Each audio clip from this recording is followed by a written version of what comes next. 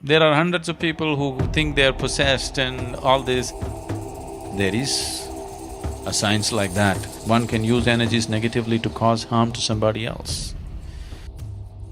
A cobra also has a certain influence on this life simply because it holds its breath for long periods of time. Don't take body lightly. It's not a small imprisonment. But when one realizes how they got in, now they know how to live.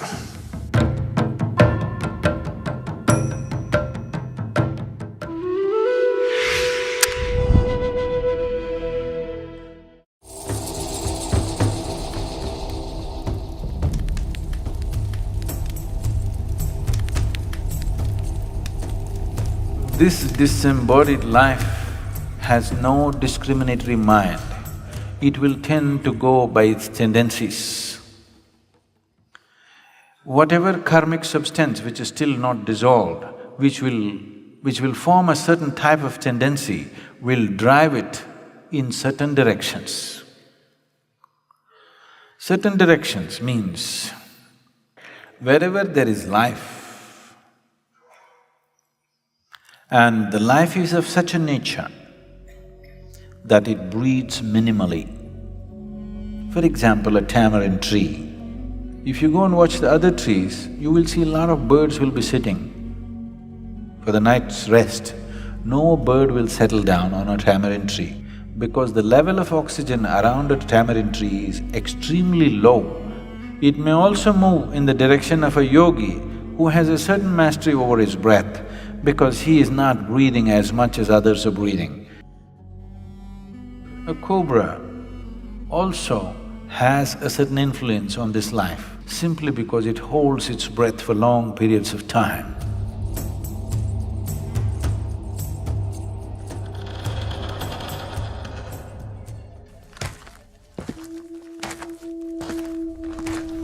There are hundreds of people who think they are possessed and all this. There is a science like that. One can use energies negatively to cause harm to somebody else. It's mostly receded, very little of that is happening. But if you live in certain areas, certain parts of the country, this is very rampant. One thing is, if you have such impacts, you come and sit in the sphere of Dhyanalinga,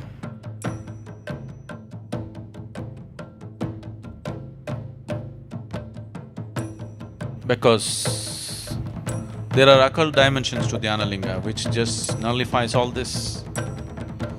One Paurnami or Amavasya when things are more receptive for you, just one day, just sit there and go, that's all. It gets taken care of.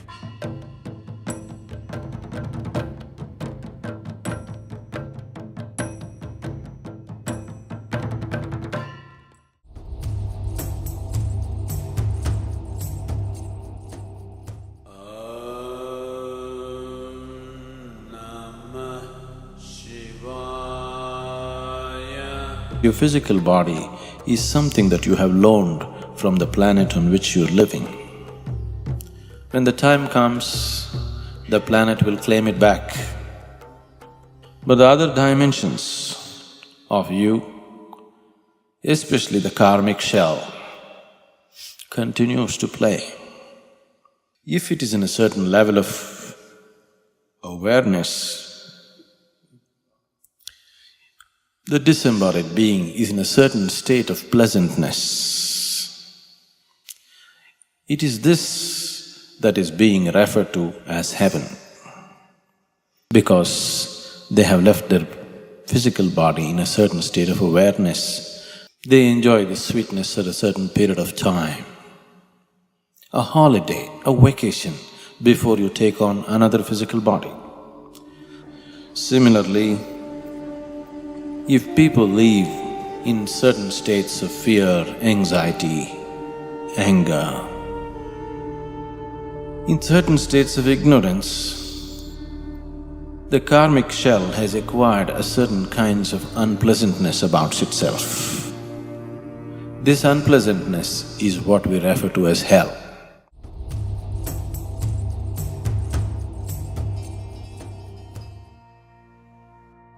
Normally when somebody dies, we say, this person is no more. But that's not the truth. He's no more the way you experience him, but he still is in any other way. Don't take body lightly. It's not a small imprisonment. Unless you break it open, you can't leave it, isn't it? But when one realizes how they got in, now they know how to leave.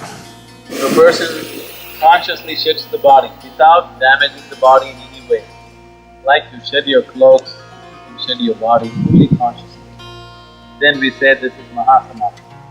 When a person lives like this, that's the end. Truly no more. Once again, whatever you called as myself has just dissolved and become a part of the cosmos. Full circle. Nothing but Yoga Chitta Vritti Nirodha Tada Drashtuh Swarupe Avasthanam.